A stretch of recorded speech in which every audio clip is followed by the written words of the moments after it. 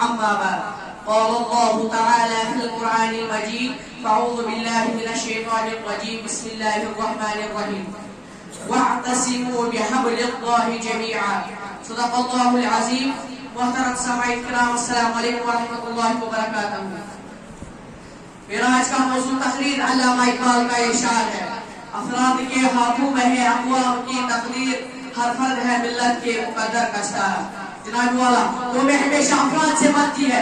مختلف افراد جب ایک نظریے کے تحت جمع ہو جاتے ہیں تو قوم وجود میں آ جاتی ہے. ترقی اور سربلندی کی خواہش ہر قوم کے اندر موجود ہوتی ہے، مگر جس طرح ستاروں کی روشنی سے آسمان جگمگا اٹھتا ہے اسی طرح قوم کی ترقی بھی افراد کی ترقی سے عبارت ہوتی ہے. ایک فرد بذات خود کچھ نہیں ہوتا، مگر جب ہر فرد ترقی کے حصول کے لیے تمام قوتیں صرف کر دیتا ہے تو پھر افراد کی اجتماعی و ترقی اور خوشحالی ملکی اور قوم ترقی کا حکم اختیار کر لیتی ہے. آسمان پر جگمگاتے ہوئے ستارے ہو یا زمین پر ترقی کی بلندیوں کو چھوتے ہوئے افراد یہ سب مل کر اپنا ماحول، معاشرے اور قوم کو حقیقی سربلندیوں سے ہمکنار کرتے ہیں. اقبال کے لفظوں میں فرد قائم حق ملت سے ہے تنہا کچھ نہیں، موج ہے دریا بیرون کے دریا کچھ نہیں. حاضرین کرام، علامہ اقبال نے ہر فرد کو ملت کے مقدر کا اشارہ بنا کر اتحاد با اتفاق کا سبق دیا ہے. انہوں نے ہمیں یہ پیغام بھی دیا ہے کہ اگر قوم کی ترقی عزیز ہے تو انفرادی مفادات کو قربان کرنا ہوگا، قربانی و ایثار کا مظاہرہ کرنا ہوگا. اپنے ترقی کو ملک و ملت کی سرفرازی کرنی ہوگی. قوم ذلت و خواری کا شکار ہو اور فقط ایک فرد ترقی کر جائے تو ایک آدمی کی ترقی ہوگی. لیکن جب تمام افراد اپنی ترقی کو قومی مفادات کے تابع کر لیں گے تو پھر ایک عظیم قوم وجود میں آئے گی، ایسی قوم جو کہکشاں کے ستاروں کی طرح روشنی بکھیرتی اور عظمت انسانیت کی خوشبو لٹاتی ہو. جب کبھی افراد کو عظمت میسر ہو گئی،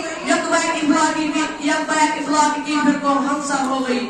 صدر جی وقار تاریخ انسانیت ہو یا تاریخ اسلام، تہذیب و تمدن کی ارتقاء کا مسئلہ ہو یا معاشرتی بہبود کا قصہ، قوموں نے ہمیشہ افراد کی ترقی کے سہارے ہی عظمت حاصل کی ہے. قوم کا وجود افراد کا محتاج ہوتا ہے اور منتشر افراد کا اجتماعی اسے وجود بخشتا ہے. جب افراد کی ترقی اتحاد باہمی کے نام پر ملک و قوم کا سرمایہ بنتی ہے اور پھر زمانے بھر کے لیے قابل رشک قوم سامنے آتی ہے. اسلام کا پیغام اتحاد عام ہے کہ وَاعْتَصِمُوا بِحَبْلِ اللَّهِ جَمِيعًا، اللہ کی رسی کو مضبوطی سے تھام لو. حاضرین کرام، زمانہ گواہ ہے کہ جب تک مسلمانوں نے اللہ کی رسی کو مضبوطی سے تھامے رکھا، ہر فرد یا قوم کی ترقی کے لیے اپنے صلاحیتیں وقف کر دی اور اپنے مفادات کو قومی مفادات کے لیے وقف رکھا. اس وقت تک قوم ترقی و خوشحالی کے شہروں پر سفر کرتی رہی، لیکن جب اسی قوم کی افراد ٹکڑوں میں بڑھ گئی اور قومی ترقی کے مقصد کو بھلا دیا تو یہی قوم ذلیل و رسوا ہو گئی.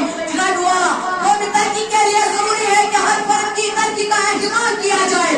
جب تک ایک ایک ستارہ روشن نہیں ہوگا اس وقت تک آسمان نہیں جگمگائے گا. یہی وجہ ہے کہ زندہ اور بیدار قوم بھی اپنی افراد کی ترقی کا انتظام کرتے ہیں، انفرادی ترقی کے لیے منصوبہ بندی کرتی ہے. سر سید احمد خان نے مسلم یونیورسٹی علی گڑھ کی بنیاد رکھتے ہوئے اسی اصول کو مد نظر رکھا تھا. آج سے 1400 برس پہلے نبی کریم صلی اللہ علیہ وسلم نے غزوہ بدر کے کافر قیدیوں کی آزادی کے لیے یہی شرط رکھی تھی کہ ہر قیدی 10 مسلمانوں کو بڑھا دے تو آزاد ہے.